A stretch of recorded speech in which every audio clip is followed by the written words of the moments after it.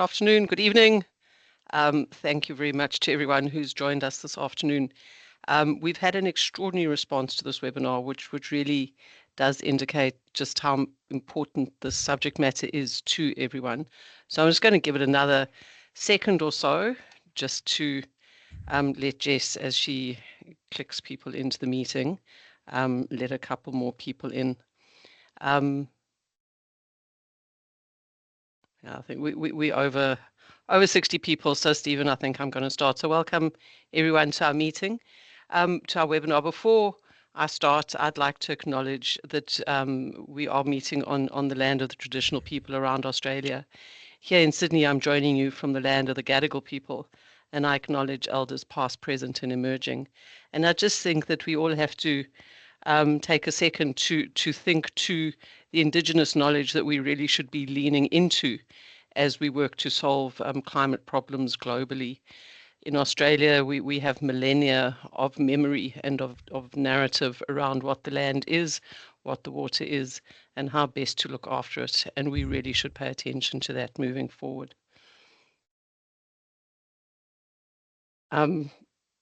Just to introduce our three speakers. Hi, I'm Mary. I'm the lead partner for corporate sustainability and climate change here in ANZ. And I'm joined by two of my colleagues, Stephen and James. James joins us from the UK. He's a principal climate change consultant there, and he leads work assessing climate risks and opportunities across all key economic sectors and global regions.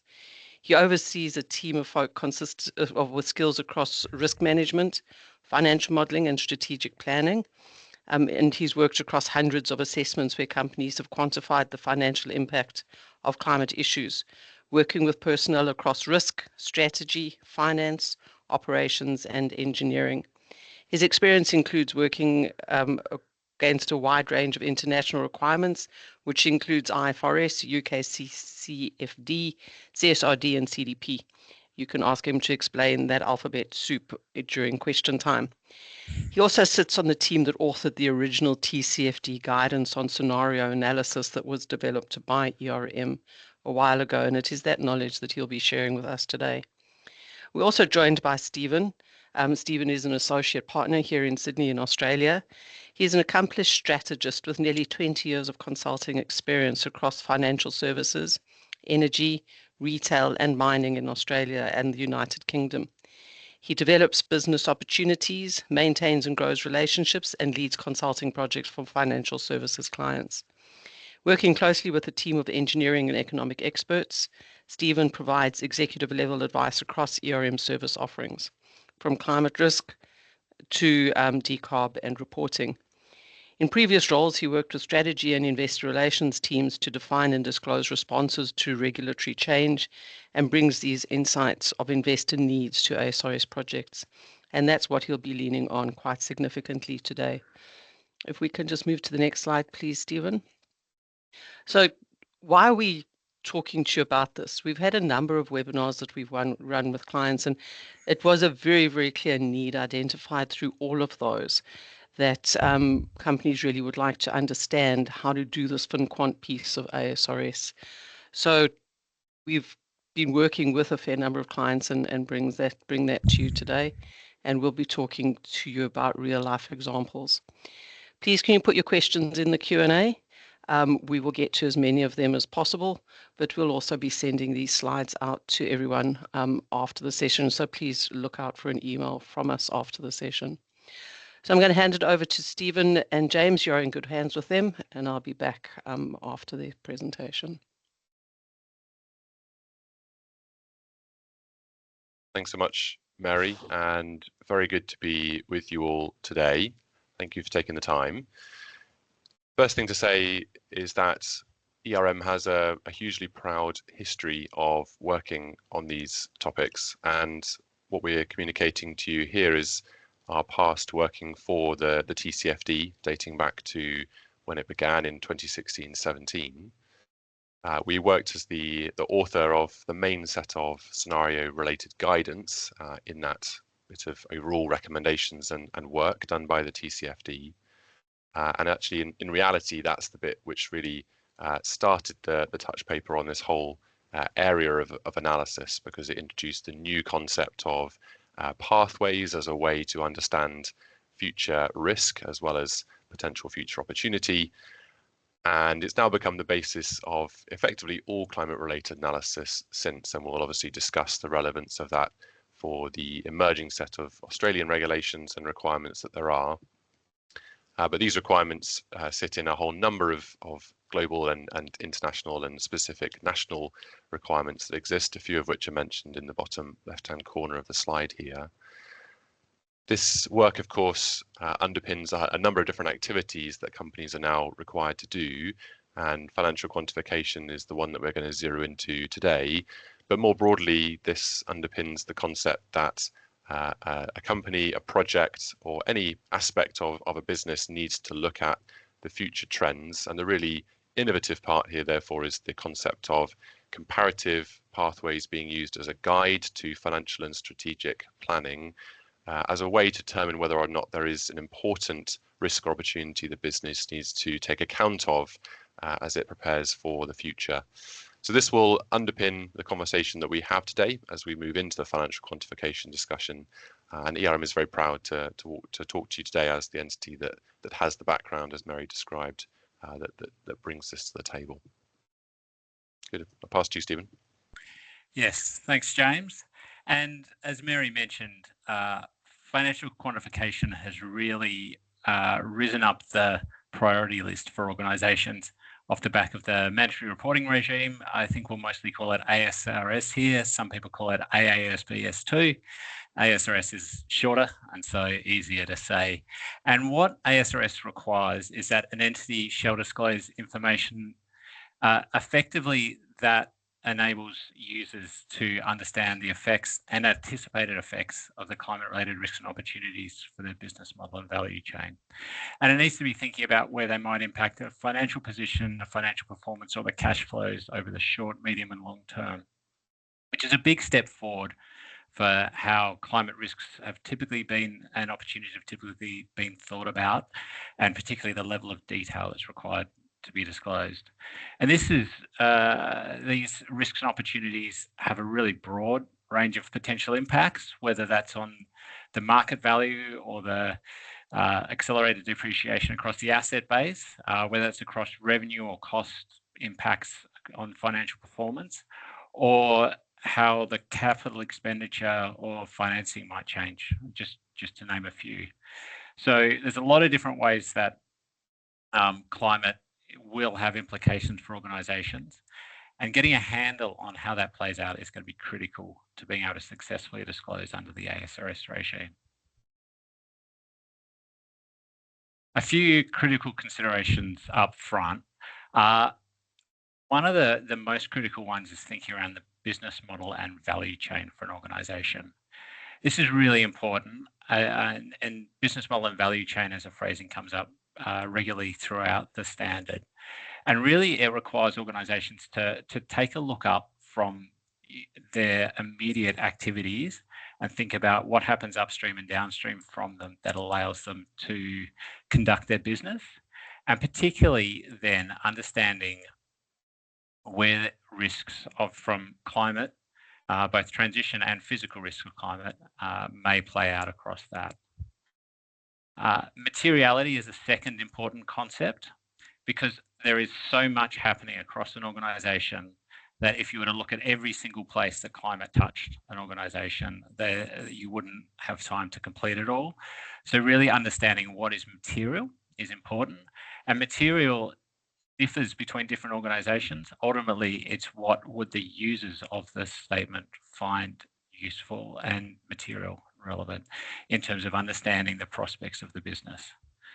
And finally, time horizons. So while historically financial reporting has been very much backward looking, maybe some forward looking estimates around asset valuation, ASSB S2 or ASRS require organisations to be thinking about short, medium and long-term impacts, and having those thinking around the planning horizons for the organisation. This really differs between organisations.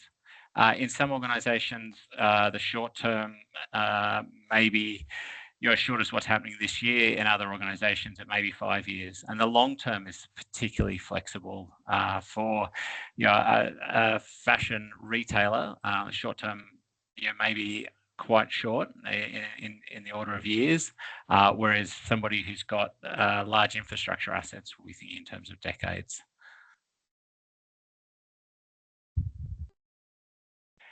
As we go into this process, there's some important caveats and carve-outs that are worth noting.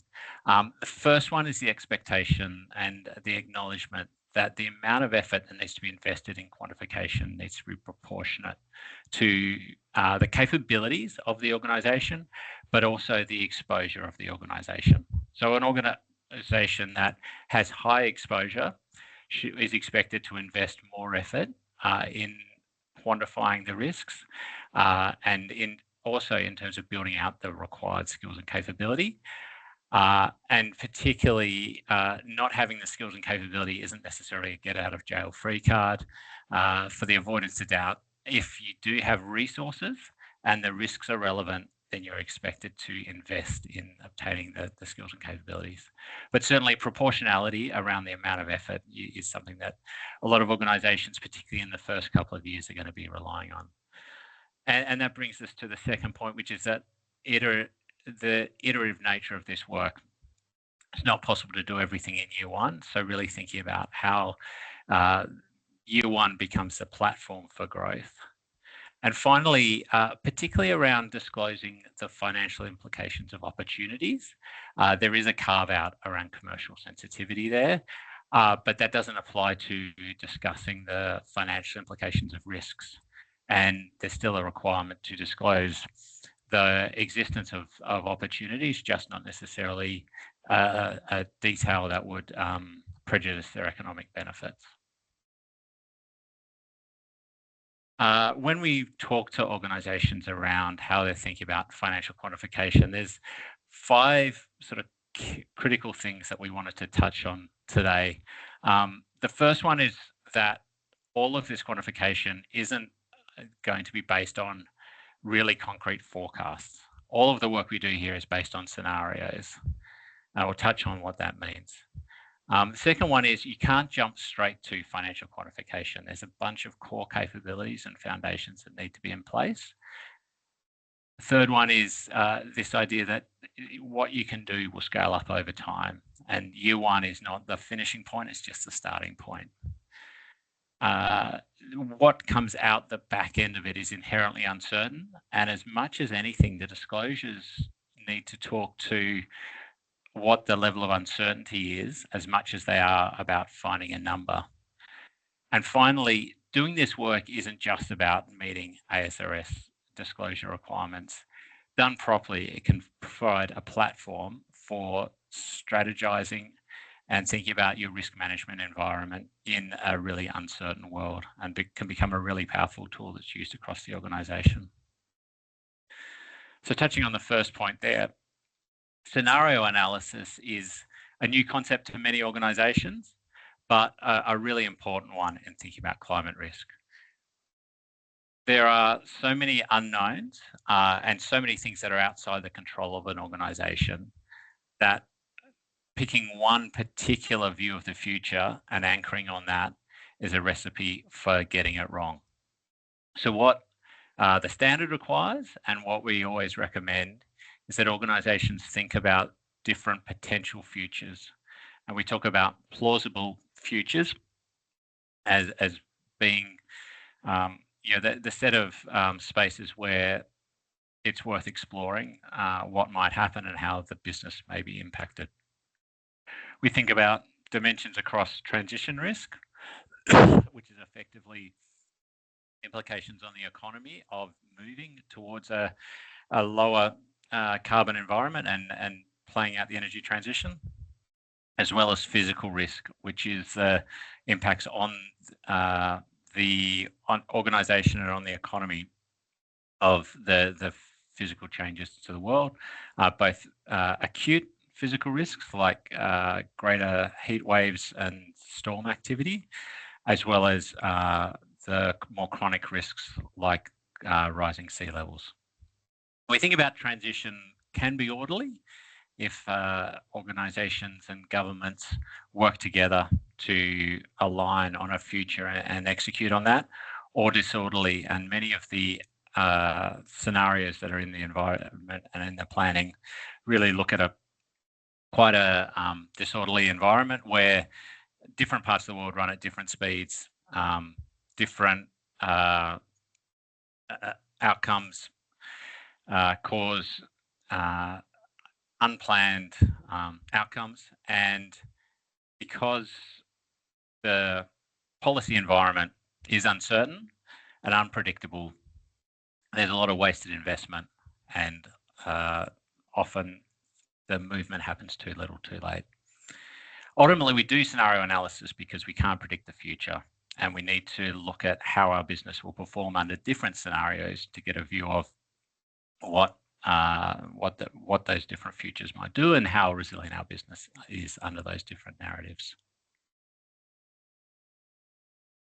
Being able to do those scenarios effectively requires us to put in place some building blocks. So a really rigorous risk assessment based on the business model and value chain is fundamental to being able to then do the qualitative scenario analysis, get a firmer picture for where the biggest material risks are, being able to then quantify those and feed that into business planning and disclosure.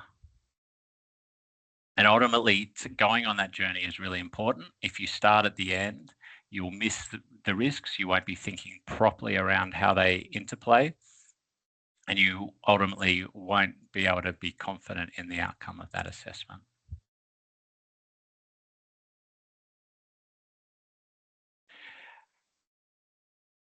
Part of the other reason to go through this process of thinking around a risk assessment and a qualitative analysis is ultimately there's a large amount of effort involved in trying to put some numbers around some of the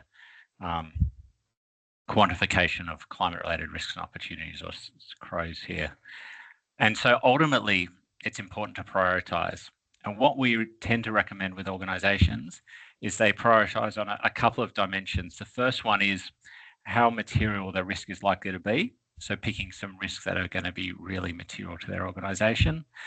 And then secondly, focusing on the areas where there is a reasonable amount of data available, either directly or readily calculable from other information available to the organisation or from external information. Those risks where there is materiality or believed to be materiality, but not data, we recommend organisations put in place a plan to actually get hold of that data, whether that's improving their measurement or by doing targeted research or studies.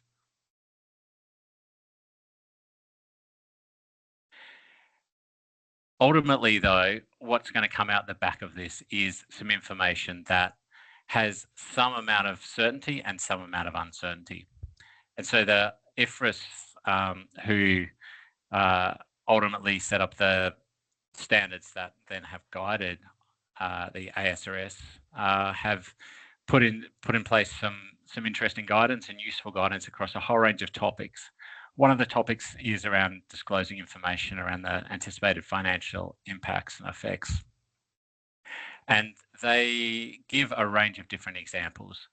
The first one here is a company that's identified a carbon tax as a potential risk and then set out a program of work to manage that risk so that they won't be impacted by the carbon tax.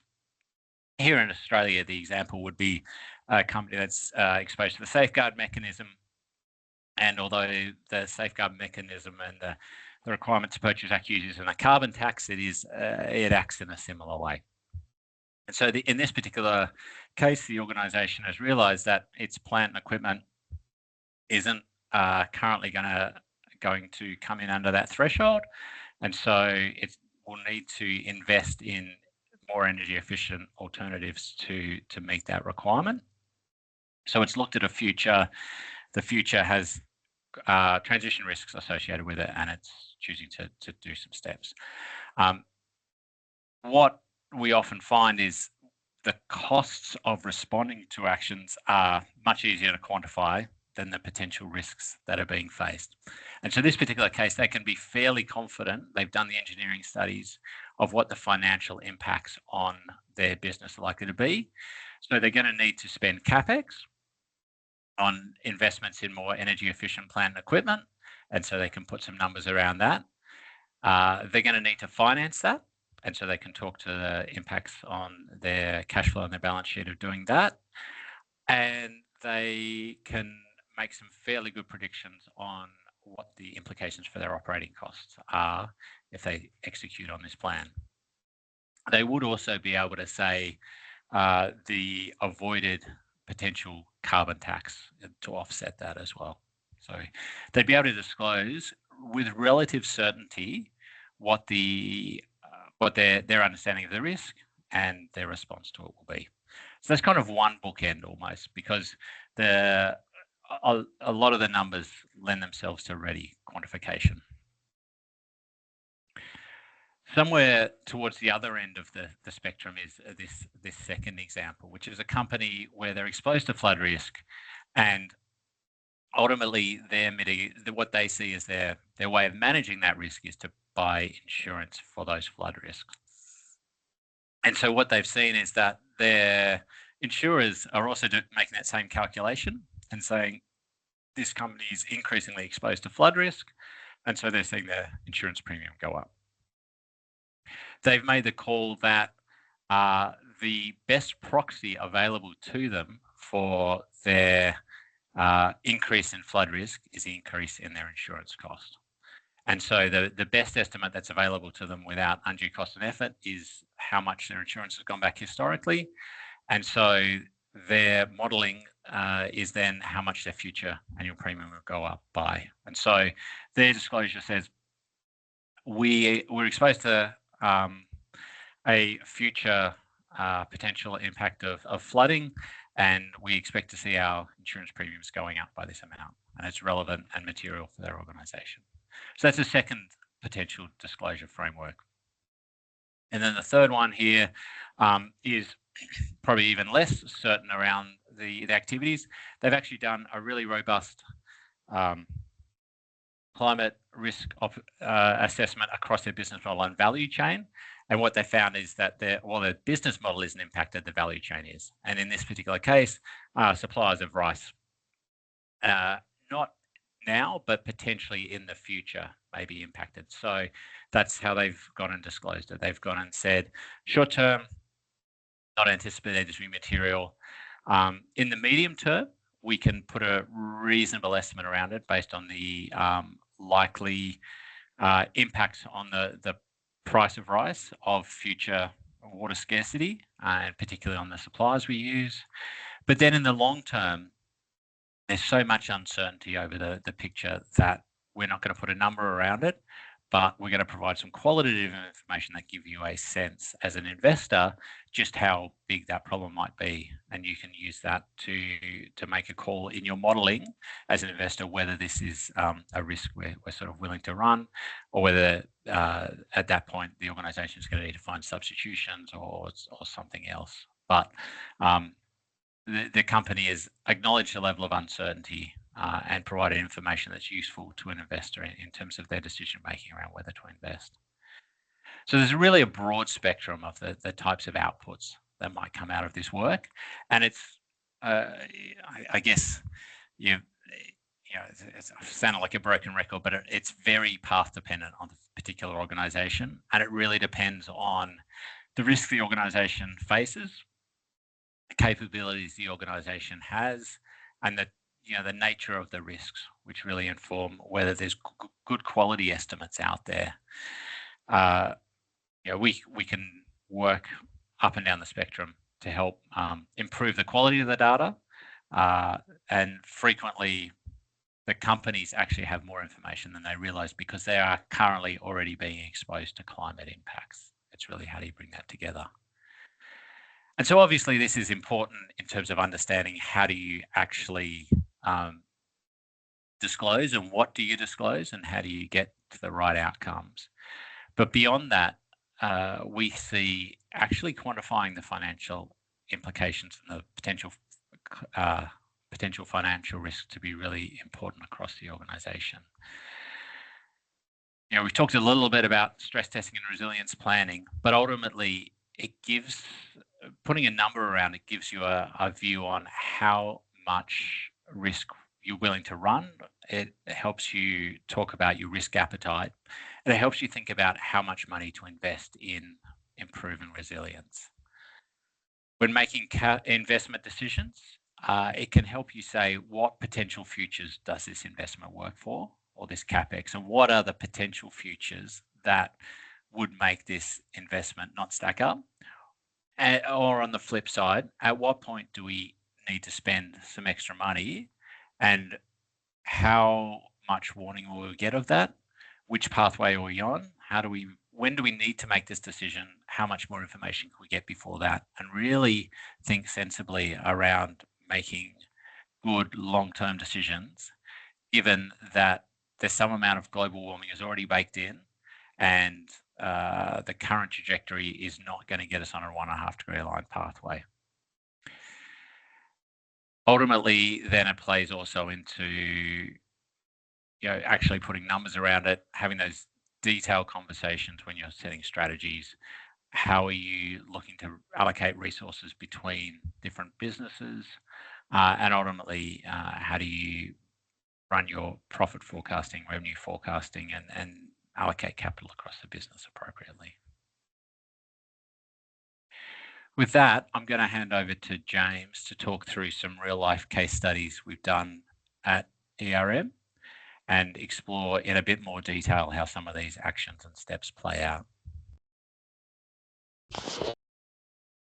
Many thanks, Stephen, for that introduction. And yes, as you said, I think good financial planning and making the best use of scenarios to understand the future is going to be a theme that runs through the next few slides. I'll give a bit of an insight to some of our experience and some of the assessments we've delivered before, and then we'll say a bit about the process which we recommend to deliver this to a standard that meets the requirements and also provides you with value. This first slide is giving quite a sweep of examples across industries, and you can see we've got quite a range here. They come from different global regions and they represent completely different issues, topics that we've assessed with other companies. But you can see here that the conceptual way of thinking about it is, in a sense, a relatively straightforward one. We're looking at what is the issue that the company faces, risk or an opportunity, of course. We're looking at the value that it represents. These can be positives or negatives, of course, because they are risks and opportunities. And they represent different types of impacts. They are related to a whole bunch of financial indicators across the business, but fundamentally, eventually, at some point, getting down to the core profit and revenue related metrics, such as EBITDA and beyond, of course. The really important question, I think, for this set of work and analysis is really what's the cost of both action and also inaction, as we were discussing in the last few minutes. But the really important point overall as a result of this analysis is where does that leave you in net financial terms? And you can see the bottom line is representing that in the examples that we have here. So it's a broad range of topics. I think the key takeaway from this slide is that the way in which these issues impact the business can be broad and significant, but also can touch kind of any part of the way that the operations and value chain functions in normal day-to-day circumstances. But this quite straightforward and relatively iterative way of thinking about the impact is probably the right one for you to take into account when you think through how to understand the impact through both direct impact to the business and then also the response that you make as an entity. We've got then 2 slides coming up with examples from different specific contexts. So if we can just press to the next slide, that would be great. The next one is really focused on an example where a client of ours was looking at the impact of hurricanes. So cyclones, high wind speed events occurring at the locations of their assets. They started a conversation with us because they were interested to understand what it might mean if they were to put in place a number of resilience measures, but also they wanted to understand how emerging climate trends might make these issues potentially more pronounced over time, and to put that into a whole set of modelling that allowed an analysis that could be used for internal purposes to explain and justify the response, and also make sure that there wasn't a business continuity issue into the future. This is an energy infrastructure company, but it really could be any company dealing with assets that are impacted by these issues where business continuity is potentially an issue. What the analysis is showing on the last example is that we have a number of potential impacts that could be important into the future, but actually the payback on that last example was actually quite robust, even if there was a return, even if there was not actually a hurricane event occurring. So that demonstrates there's a real positive to these outcomes, even if there is not necessarily a huge physical climate change trend. And I think that really is testament to the value add of these solutions under any scenario, climate related or otherwise. But let's move on to this next example as well. This one's about logistics, and in this context there is a situation where the client of ours, who was looking at a number of emerging transition related trends for their business, those trends, regulation and emerging costs, for example, are actually likely to push up the cost of the low carbon solutions into the future for a number of different reasons, but effectively they're being driven towards decarbonisation by regulation. Particularly a lot of their business is European based, and a number of economies which are driving the low carbon transition at a particularly high pace. What this example shows is quite different. The low carbon transition, as the bottom left hand corner graph shows, is actually going to mean a significant amount of additional cost for the business over time. Basically, what will be happening would be that they would be needing to shift their assets, particularly their logistics assets, to a higher performance, effectively going to a lower carbon set of parts of their logistics fleets, and therefore there is actually an incentive for them to manage that over time. The way the business took this analysis was actually to consider what we would call modal shifts. So because of the fact that their existing assets were going to be more expensive due to these policies, they actually identified that the best course of action was to shift from, for example, air freight to marine freight as one option. And actually, in net terms, against the potential future of higher costs, that was a significant benefit to the business overall.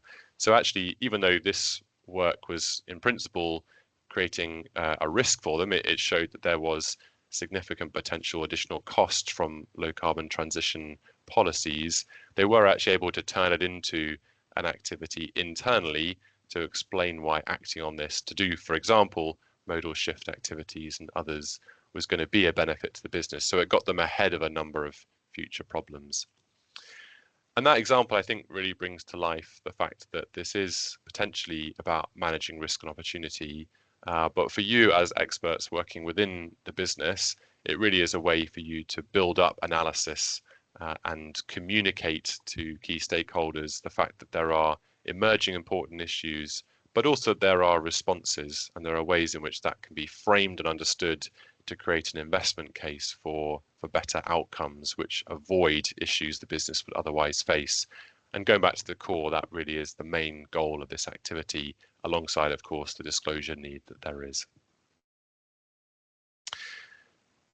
Okay, we're going to change tack a little bit, and we're going to talk a little bit about how we would recommend that as an organization you think about this process overall, and the ways in which we recommend that this is structured in order to enable the best outcome. On the screen here you can see what we would typically recommend to companies that we work with, and it's 3 phases which achieve a quantified outcome. The 1, 2, 3 on the screen is of course showing around the central concept of there being a climate related financial model. That's the core of what happens throughout these steps. But we really think that probably the work done prior to building the model, the number 1, is arguably the most important bit, because that's often where companies will win or lose this effort here in making this a success. So it's crucial, of course, that we understand the requirements. They differ significantly, and having worked with a number of major global ones, I can say that the differences are probably as or more important than the similarities. So really making sure you're capturing the technical detail of what you need to bring into the assessment. And Stephen's given some great insights, some of the details of that here, but really capturing the specific financial indicators and characteristics that need to be included, and embedding that within the process from the start is fundamentally important. And that takes us to the 1B, of course, which is the defining the impact. Having done hundreds of these assessments, I must say, I think this is probably the point at which things are most likely to go right or wrong. We really need to align very specifically on what the impact is. Of course, as we were seeing on the last couple of slides, these can be extremely varied. They can cover anything from CapEx, OpEx, through to revenue, through to business interruption. It's a broad range of financially relevant indicators. So really getting to the nub, the core of what that issue is going to cause, and discussing that with stakeholders to really ensure it is accurate is crucial. Then there's the building the model, which I think is what most people think about when they look at this activity. They've got the model in their minds, and we'll look at a couple of examples in a minute. This model building is crucial because what it actually does is host, all the data sits in this model, and it creates a set of backwards and forwards calculations that allow you to actually push and pull the results and change them, but also to act as a repository of that information so you can pull on it for the purposes we were describing in the last couple of slides. We have to agree the approach to that quantification. That sounds straightforward, and I think it can be sometimes, but in other cases it really is going into quite a bit of detail about how to build the data analysis within the model itself, and then the building of the model, which involves significant iterations of data retrieval and also analysis within the business. Quite often this really isn't starting from scratch. There's a lot of data already in the business, but it's about identifying which bits of it are relevant and useful. And that means going, as the model is built, backwards and forwards to capture this information and bind it in there and make the model the best it can be. And then number 3 is the real validation and user stage. Engaging with personnel across functions is crucial. I know we had a couple of questions before the session today about who to bring in and when to bring them in. Ideally, it's throughout all of these stages, but if there's a stage where you really do want to get a cross-function representation, then it would be here. Of course, as the data and model has been built, you've made certain assumptions and left certain things in and out. And this stage is a chance to test that with a whole bunch of folks to make sure it does fully represent their view of the impact to the business.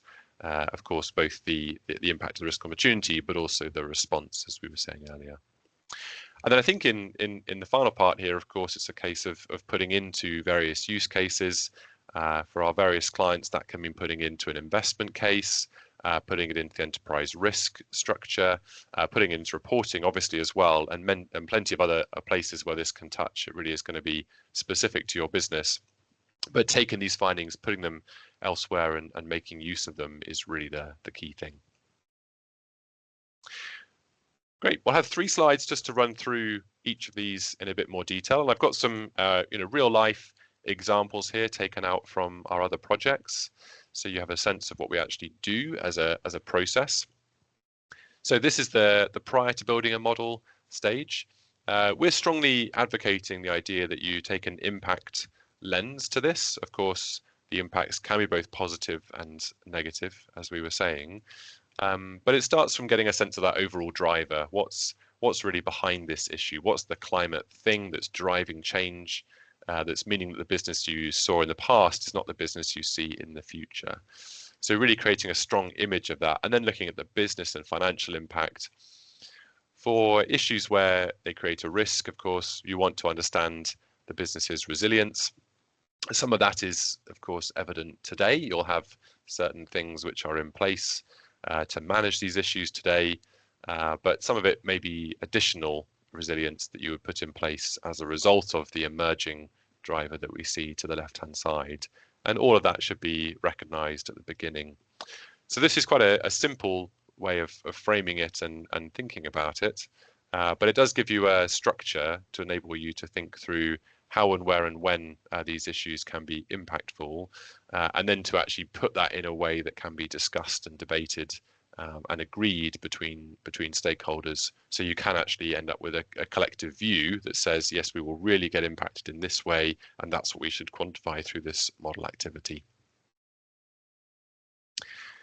Great. On the next one, there's the building a model, and again, a real life example that ERM has been involved in. In this context, it's quite a different issue. I've picked 3 different examples for this group of slides just to give a flavour of the different types of analysis.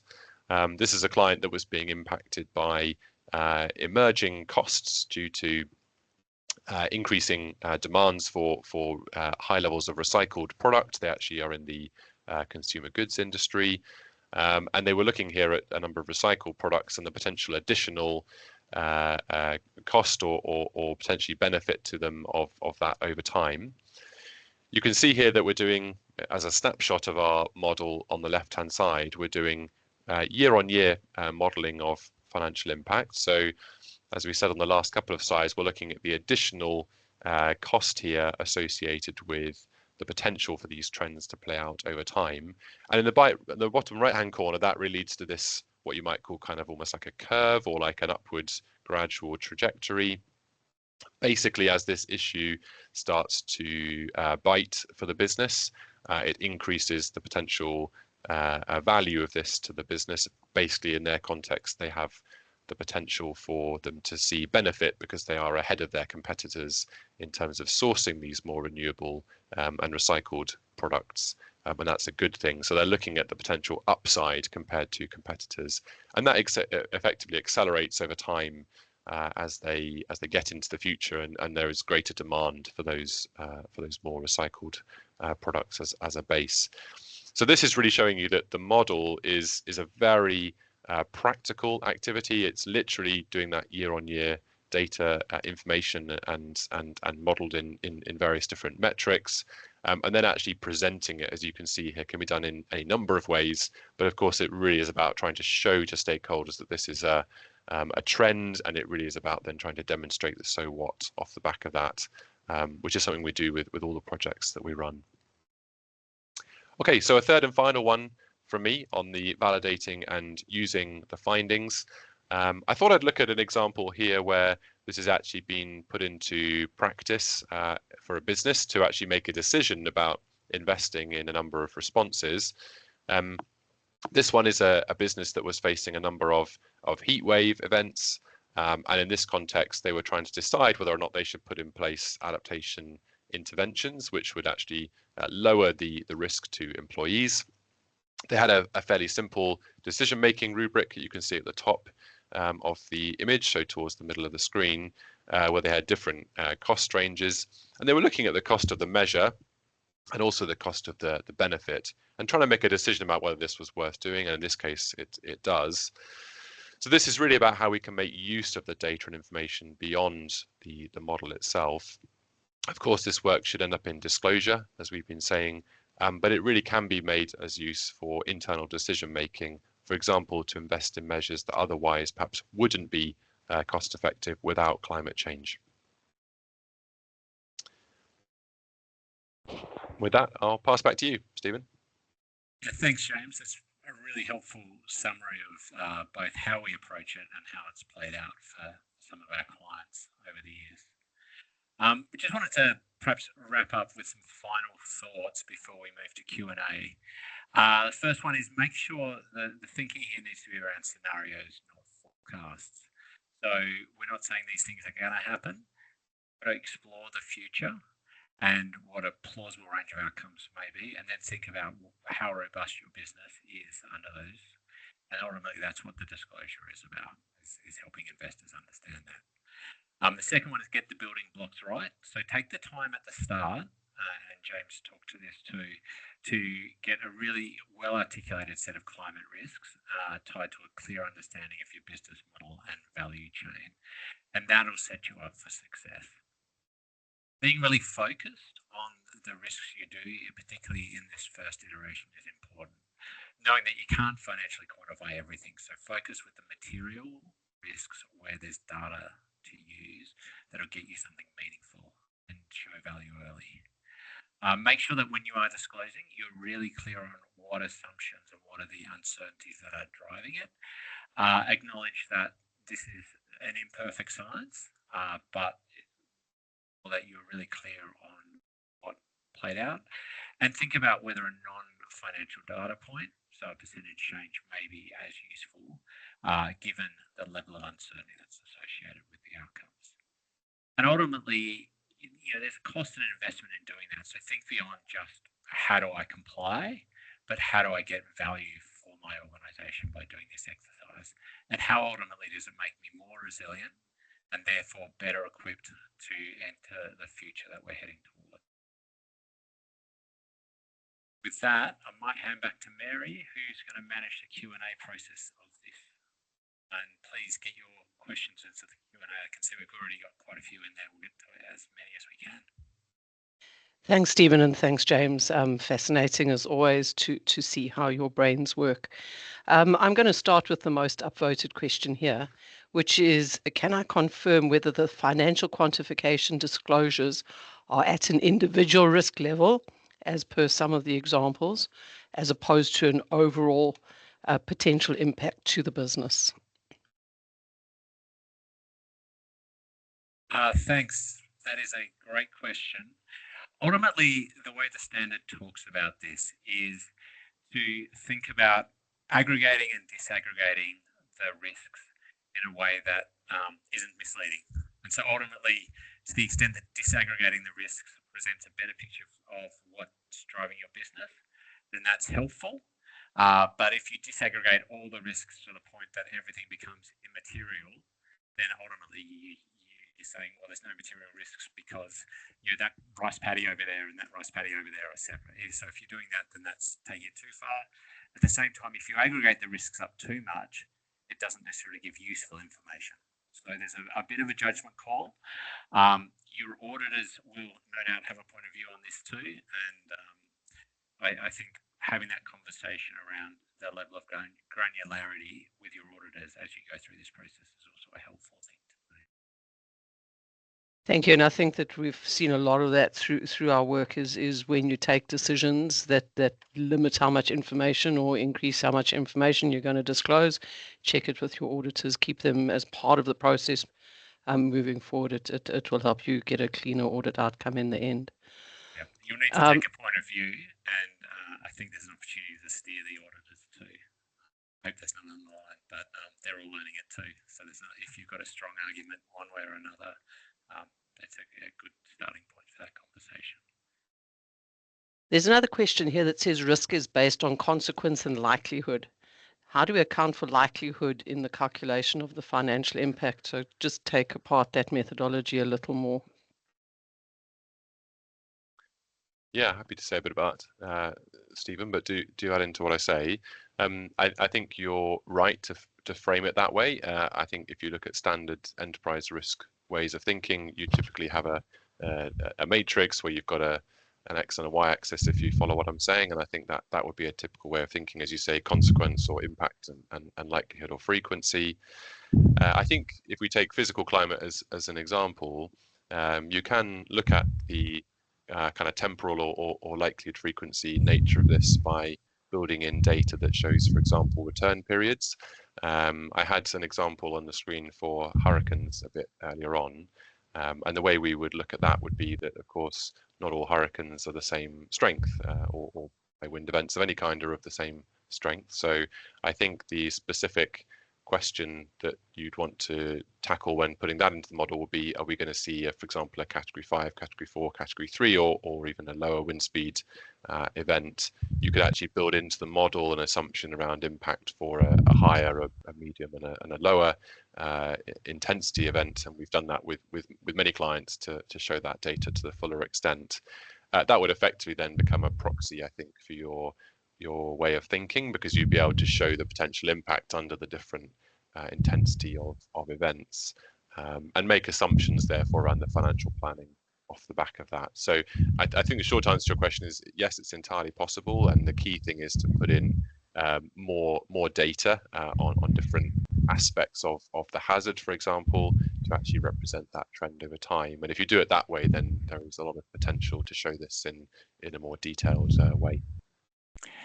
And James, if I understand you rightly there, you're talking about the probability of the event given that scenario has played out. So we're not attaching necessarily a probability to the scenario, but within that scenario, there's a higher probability of these events happening. That's the right way to think about it? I think that's right. And I think you could look at it more broadly, as you say, in terms of likelihood of scenarios themselves. And I think we do see some companies we work with looking at that angle. I think for the purposes of this type of disclosure, that could open quite a lot of questions. So I think probably would broadly recommend for your first or second year to not necessarily zero into that too strongly, but definitely very useful to look at the way in which different intensities of event could impact the business, and then attach different likelihoods to those as you go, which a lot of the data will help you with through the process. So another question, are there circumstances in which you wouldn't quantify impact?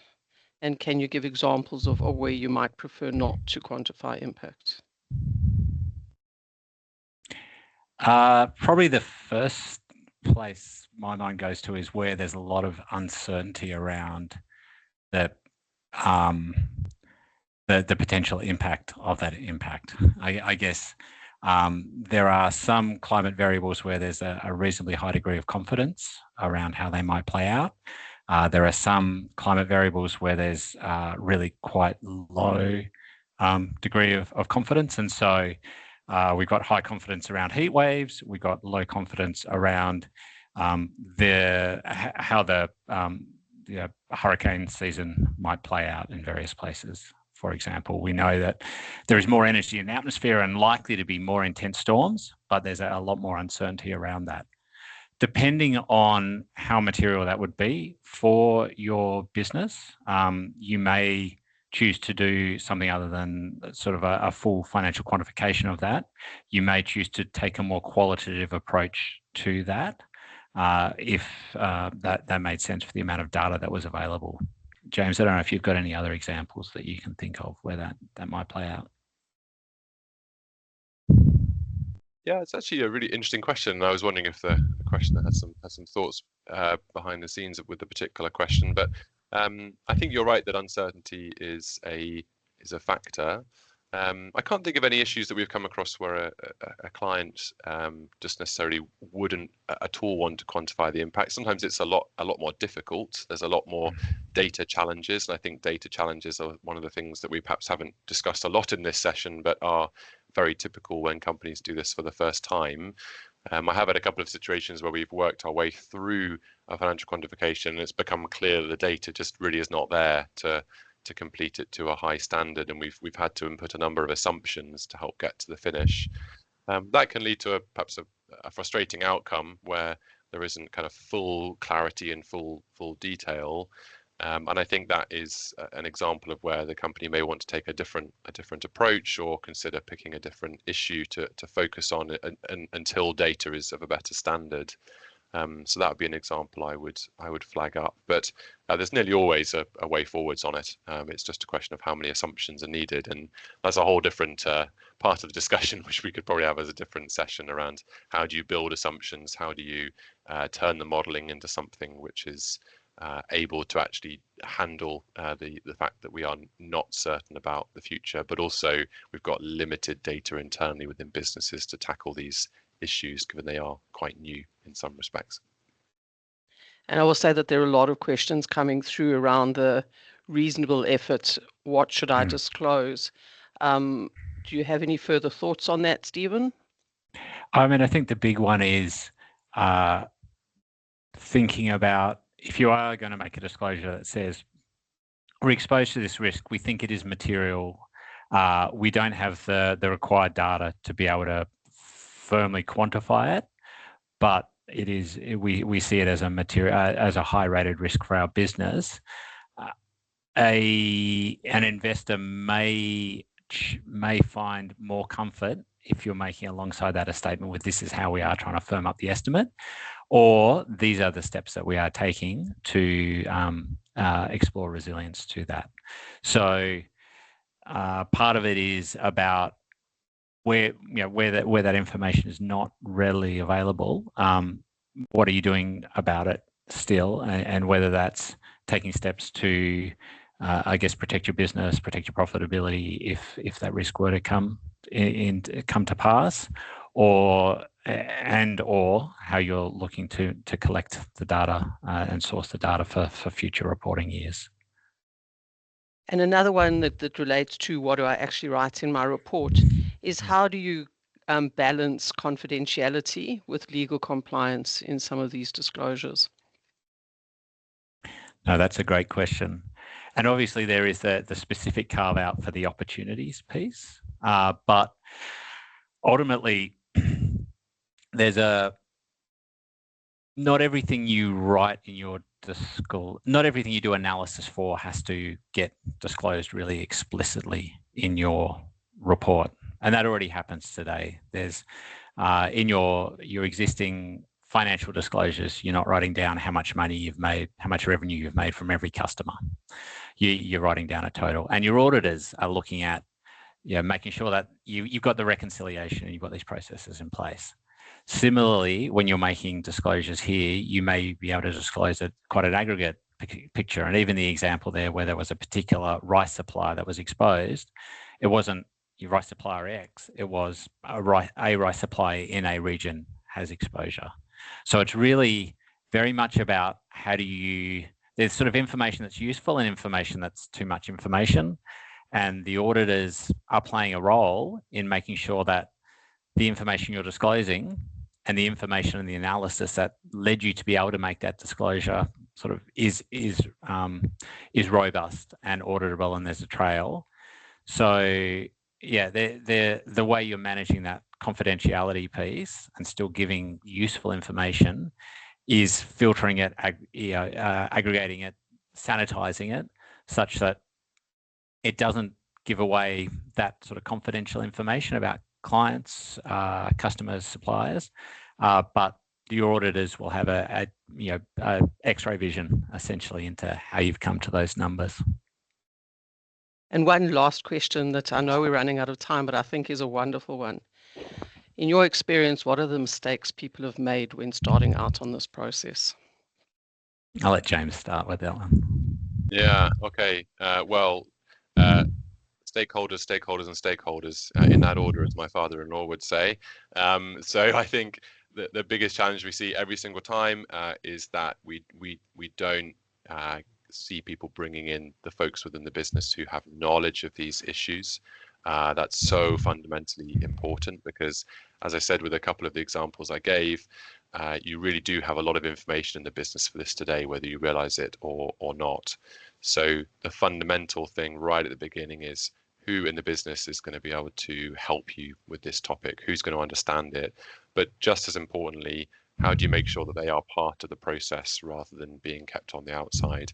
The times when these assessments have been most challenging in my experience, aside from the data we mentioned a few minutes ago, is where there's a situation where you get partway through the process and someone suddenly says, oh, did you not involve so-and-so from this function? And all of a sudden the whole process is derailed because they come in and say, we disagree on the impact, we disagree on the data, we disagree. And I think if you can start by saying who organizationally is really needed here to help me to understand this issue, to make it work to its full extent, and also to get the value which Stephen described earlier as taking from this process, then you're set up for success.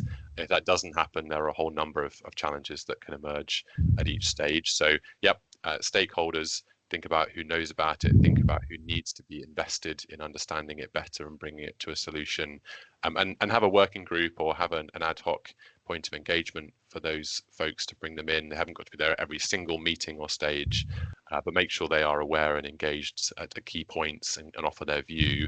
And I think you'll find there's a world of difference about how that occurs as a result. Thank you very much, James. And Stephen, 1 second. Yeah, the not thinking about value chain as well as the business. So looking very inwardly at, we're okay because we downloaded a map and our site isn't going to get flooded, without thinking maybe your access road, how your employees going to get, like, there's a whole world out there. And if you focus too narrowly on just your business, you're going to miss half the impacts of climate. Thank you very much. Thank you for your time, James and Stephen, and thank you to everyone online who's listened. Look out for a follow-up email from us. We'll be in touch with today's content. But really grateful to everyone who put questions in the chat. It's been great to see everyone involved. Thank you very much. Cheers for now.